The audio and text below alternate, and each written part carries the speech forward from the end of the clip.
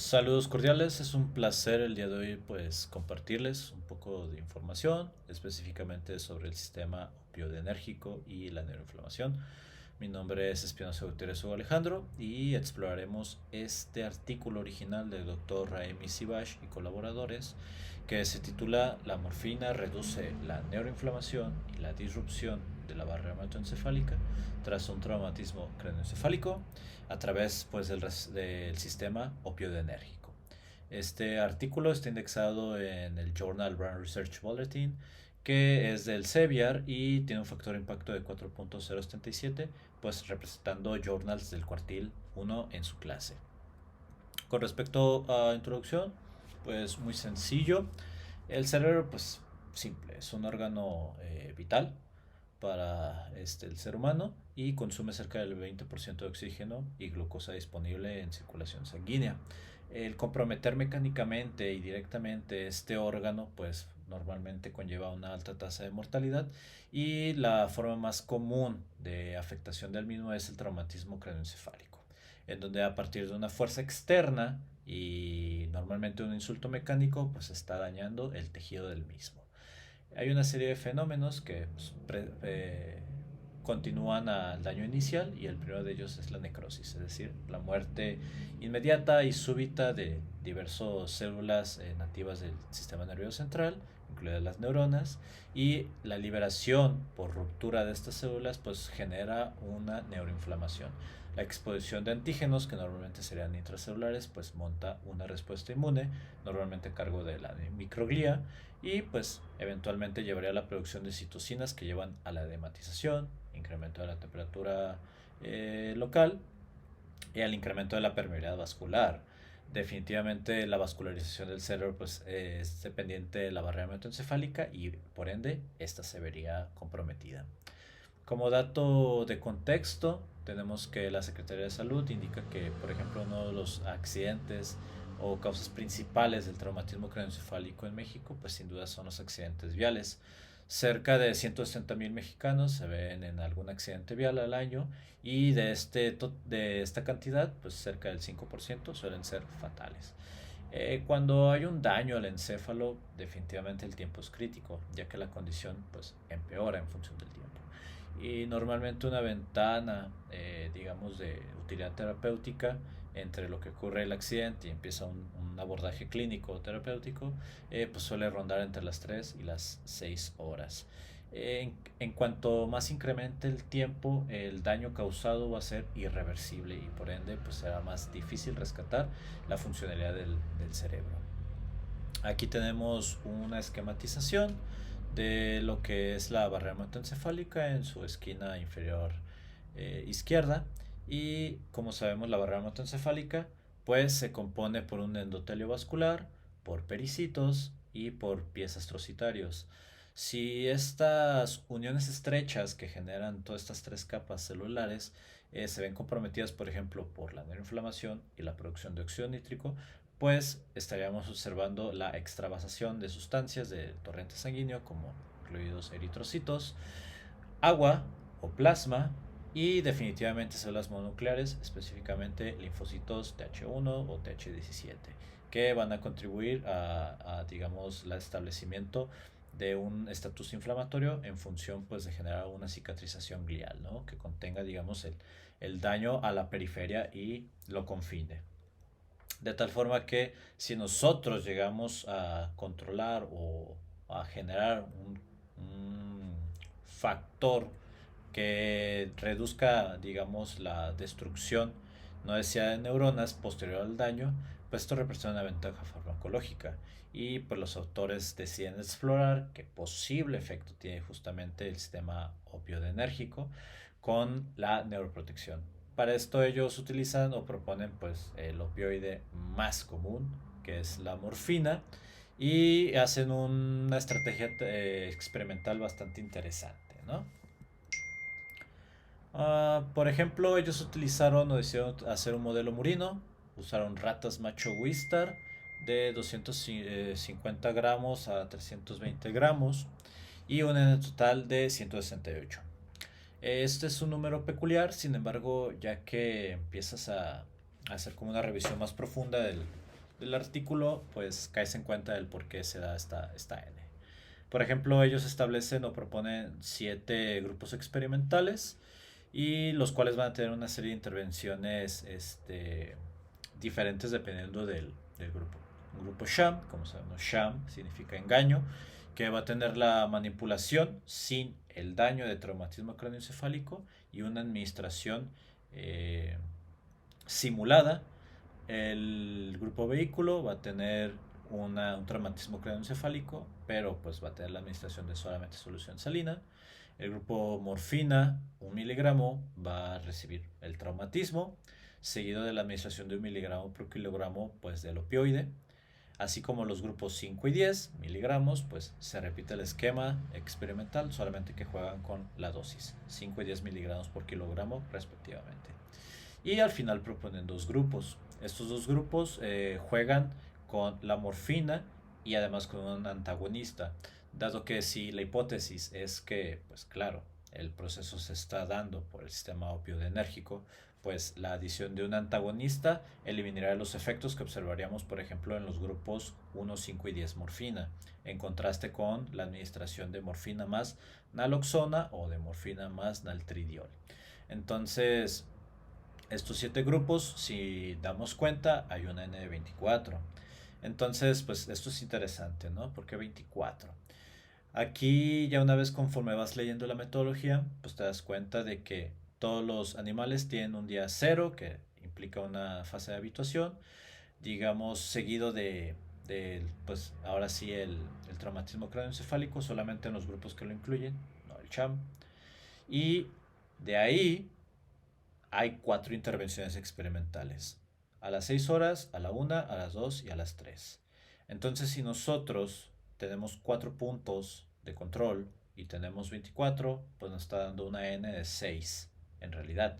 ¿Por qué? Porque seguramente tomaron 6 animales a las 6 horas, 6 animales al día, 6 animales a los 2 días y 6 animales a los 3 días, siendo sacrificados pues con fines metodológicos diferentes. Por ejemplo, aquí observamos que a las 6 horas, pues estos 6 animales que se tomaron fueron destinados a una tinción con azul de Evans que mide el volumen de agua. Es muy afín el azul de Evans a la albúmina. Entonces, pues te permite medir espectrofotométricamente la cantidad de agua que digamos, se ha permeado o ha extravasado al cerebro. Aquí cabe mencionarse que, por ejemplo, el modelo que ellos optaron de traumatismo, que sabemos, por ejemplo, que hay diferentes modelos, de caída de peso muerto, de cavitación, de perforación. Ellos optaron por un clásico modelo de caída de peso muerto. Eh, Continuando después a las 6 horas, dejaron como sobrevida después del traumatismo 1, 2 y 3 días. Hicieron diferentes aproximaciones experimentales. Por ejemplo, al día 1 ellos utilizan una escala veterinaria de coma, que es Veterinarian Coma Scale, por siglas en inglés, y también hicieron una ELISA y pruebas de conducta, que más adelante veremos cuáles pruebas de conducta hicieron y qué analitos analizaban por ELISA. Al día 2 ellos optaron por seguir también con esta escala de coma veterinaria y pruebas de conducta, así como al día 3. Justamente la escala veterinaria de coma es una escala que evalúa de forma un poco subjetiva el estado de conciencia del animal, pues tras digamos, evento agudo de daño agudo. Uno esperaría que en función del tiempo, pues el score o esta puntuación de la escala incremente o que el animal sea más consciente conforme pasa más tiempo post lesión. En cuanto a las pruebas de conducta, decidieron hacer 2. Aquí es interesante porque decidieron hacer marcha en barra y equilibrio en barra, ya que normalmente son pruebas destinadas a pues el movimiento propiamente, pues movimiento voluntario de desplazamiento. Pero bueno, marcha en barra es un paradigma muy sencillo, es una barra horizontal.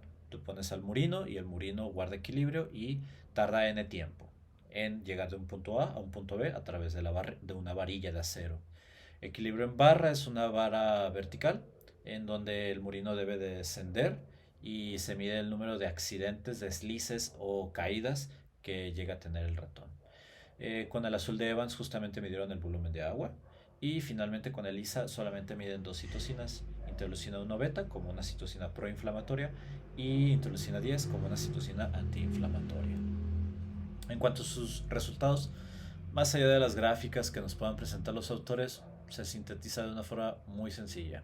En cuanto al score de conciencia veterinaria, vemos que el CHAM presenta más inconsciencia y que cuando se administra la morfina a las 3 cantidades, este score tiende a reducir, indicando pues, que hay un menor grado de inconsciencia. Asimismo, la administración de nuestros dos antagonistas, la naloxona y el naltrindol, pues incrementan de nuevo esta inconsciencia. Entonces, esto sugiere que posiblemente los efectos que estamos observando pues son dependientes del receptor mu, del receptor delta o en menor medida del receptor kappa. Las pruebas de conducta, las dos que mencioné, pues muestran un comportamiento similar. El grupo Sham tiende a incrementar el número de deslices de caídas y del tiempo que tarda el murino. Eso significa que se mueve más erráticamente y más lentamente. Mientras que la administración de la morfina pues contrarresta o reduce de forma significativa estos fenómenos.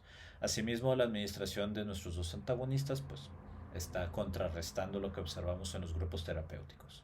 En cuanto al contenido de agua, observamos que justamente hay mayor marcaje de azul de Evans en cerebro cuando no se hace ninguna aproximación terapéutica y que la morfina pues está de cierta forma reduciendo esta infiltración o extravasación de agua, indicando pues muy sencillo que posiblemente la permeabilidad de la barrera hematoencefálica está menos comprometida cuando se administra el opioide. Esto no se observa cuando se administran nuestros dos antagonistas y pues por ende podemos sugerir que el fenómeno está dado posiblemente por el sistema opioidérgico. Finalmente, las citocinas, pues vemos un comportamiento también similar a las pruebas anteriores. El grupo Sham pues tiene igual un incremento significativo en la citocina proinflamatoria, mientras que la morfina reduce esta proinflamación o este microambiente proinflamatorio, mientras que la administración de nuestros dos antagonistas pues contrarresta, ¿no?, este efecto terapéutico observado y que sugiere que de nuevo es dependiente del receptor mu principalmente. Y después la interleucina 10 básicamente tiene el comportamiento contrario. Sham y los antagonistas reducen esta citocina antiinflamatoria y la morfina incrementa su expresión. A partir de esta dinámica, los autores rescatan el hecho de que la dosis que mejor funcionó y que redujo más los indicadores de daño, pues sin duda fue 5 miligramos por kilogramo, y que de hecho, si vemos anterior al paper, pues te hace preguntar, ¿no? ¿Por qué los últimos dos grupos hicieron morfina 5 miligramos y luego naloxona? Pues lo más seguro es porque hicieron primero los grupos terapéuticos, decidieron que 5 miligramos era lo óptimo para retar con un antagonista y pues generaron estos dos grupos que al momento de la publicación del paper pues te lo presentan así. Finalmente, en cuanto a discusión, un posible mecanismo por el cual se esté generando, digamos, esta neuroprotección e antiinflamación es por la activación del receptor mu, que también se conoce como MOR. MOR es una proteína G y por ende, pues la subunidad alfa típicamente inhibe la formación de AMP cíclico, pero las unidades beta y gamma pueden llegar a activar a la fosfolipasa C o a la fosfolipasa A2 y a su vez estas fosfolipasas incrementar el fosfatilinsudol trifosfato que favorecería eventualmente una vía por ERK y ERK pues fosforilaría CREB. CREB fungiría como un factor de transcripción neuroprotector que tendría efecto antiinflamatorio si es que es activado en células de estirpe mieloide como microglia o linfocitos T.